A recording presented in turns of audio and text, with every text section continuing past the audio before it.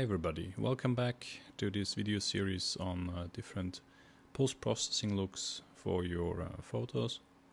And this time we're going to deal with a greenish cinematic desaturated look. So you can see the before image here. This was an image taken in the same photo shoot as the last one. And we have a strong lens flare here in the image because there was a flashlight here shining into the lens. And what we want to achieve is kind of have a cinematic, more sinister feel to it. And you can see the final result here. So this will be a greenish cast with some brighter highlights. Okay, so how do we get there? The first step is to go into our adjustment layers menu and pick a curves layer. And we want to affect the shadows and make them a bit more red, and everything else make a bit more green in the first layer. So you choose from the drop down menu, you choose red. We raise the shadows up, make more red shadows. And we pick a point kind of after this little mountain here, maybe here somewhere, and we drag it down a bit below the 0 point. So you can see that everything else now has started to become green. I like it about here. Okay, so we have a green cast now and the shadows are red. We don't want to affect everything, we just want to affect the area up here in the image. So we go to our layer mask, click on the layer mask, invert the layer mask, so now nothing is visible, nothing is affected by this curves layer. And then we pick the gradient tool, make sure that white is selected, make sure the radial gradient is selected, pick a point somewhere here in the light, drag it out quite far actually, like say to the armpit here. And well, we can do a bit more even. Yeah, so I like this better. Okay, so this is the first part. We have a greenish cast emitting from here and some interesting colors going on. Now we create a second curves layer to affect the rest of the image. So you already saw me do that last time. What I'm going to do actually in this case is I'm just going to copy this by dragging it onto the new layer icon. So now I've copied the same layer. I will invert this layer mask, clicking on it, pressing invert.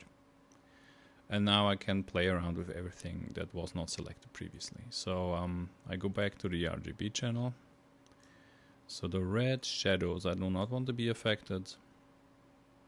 I want to have this on the 0 line, but maybe take it out in the background here a bit, because that looks nice. Alright, now the blue channel. The blue channel I want to have a bit similar to what we had before for the red channel. So I'll click here, then I'll pick a point about there, drag down like this. Okay, and now see the overall image still is a bit bright to me, so I'll go to the RGB channel, which affects kind of now the parts down here in the image, and I will drag it down so you can kind of see where these curves meet. This is what kind of I want to do here. Alright, so about that looks good to me. Okay, and now the image in itself already looks pretty nice, I think, but I still find it too saturated and too strong. So to tone that back a bit, we use another adjustment layer called Vibrance. So what Vibrance is doing, so you have two sliders here. One is Vibrance and one is Saturation. So Vibrance is affecting only the colors that are not too saturated already. So it kind of makes a distinction between colors that are already very saturated and colors that are not. And saturation is pushing everything. So we want to pull down the vibrance, so the very saturated colors become very flat, so the whole image looks very desaturated now. And then we push up the saturation quite far to about 71, like this. Okay, so one thing that I like the overlook, but one thing that I notice is that in this area this is too saturated here, and I want it to be like here. So I want to affect only this shoulder area here, maybe some bits of the hair, and tone them down a bit more. So I'll create a second vibrance layer. In this case I don't need to change the vibrance anymore because that would be a bit too much, but I will affect the saturation. And I might actually, since I like the look of this, I might actually increase the saturation here instead of toning it down there. So increase the saturation to about, I'm looking at the face right now to try to judge, try to remember this and try to judge how far we need to go. Let's say about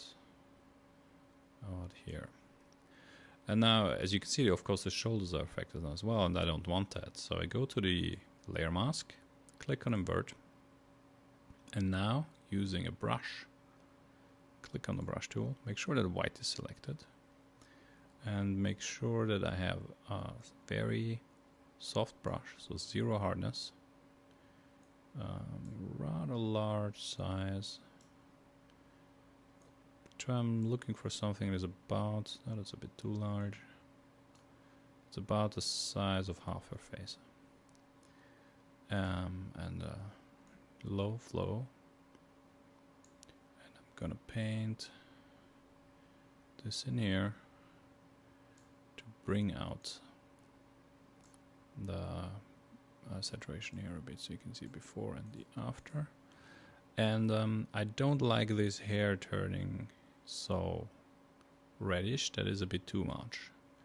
So I have two options. I can either go back to the channel, to the curves, see which one affects this one, and tone it down there a bit, which is probably what I'm gonna do. So I'm gonna tone this red down a bit. It's a bit too much there.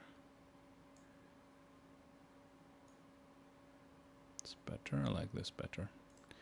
And now if I still want to make sure that these parts are not too strong, I'll switch to black. I'll tone this down by removing the white mask that I painted there. Okay, and now we're finished. We grouped the layers. I clicked on the first one, shift clicked on the last one, that selects them all. Select layer,